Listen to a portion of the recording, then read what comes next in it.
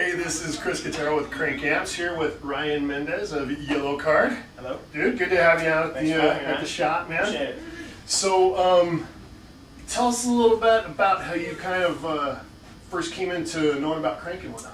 I would have to pretty much exclusively credit our producer Neil Avron with that. He always he'll just rent a bunch of amps just to try out in the studio. And we were recording our last record, Paper Walls. It was actually about a year and a half ago we were recording it now.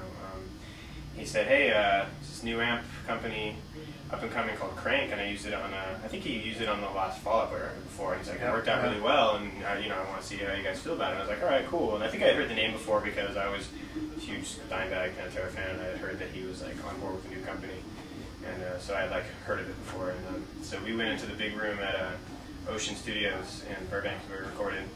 Set this thing up. He's like, "Yeah, just jam on this thing for a little while." So I stood in front of it and turned it on, and like immediately I was like, "Oh my god, are you kidding me?" Like, I've always been a huge Mesa fan. I've been using them forever, and I still love their stuff. But I hadn't heard an amp that wasn't Mesa for forever that had made me get the same feeling that I had while listening to like rectifiers and stuff. Right. So what did you hear in the Krank that was different? I think the biggest difference with the Krank it was the Rev 1, which is what the amp was. The biggest difference was that I immediately noticed that the low end of the amp was so full and tight. It was like there was so much low, but it was extremely tight. Like it wasn't soggy. A lot of high gain amps, you turn them up, you turn the low up at all, and it's there, but it's just a kind of flabby sounding. Kind of mushy. Exactly. Yeah, right. And I had this Krank. I had just maxed, and I was just messing around, just trying to turn the low up like a lot. I had it up all the way at one point, and I was doing like really low, like thick palm mutes, and it was just like, and I was like, wow, like I had never heard that from an amp before, and it totally sold me, and just like the width of it, the clarity, like it had like everything, like you could hear, you had so much gain, you could play huge chords, and you could pick each note out, but it was also so like just saturated, it was just, I couldn't believe it.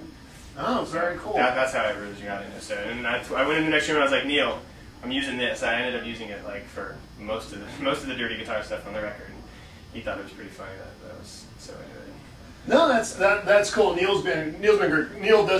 He did Fallout Boy. Yeah. Neil I think he just mixed a new Disturbed record and. Yeah, he did. He actually mixed the Lost Linkin Park record. He's just working on a band called Amberlin right now, and then I think he's just about to start the new Fallout Boy, and he's done all the Yellowcard stuff. So he actually did Everclear back in the late '90s too. I think that's where he got his real big kind of. That's cool. See, producers using the Crank too. See, yeah, he's influencing the artists.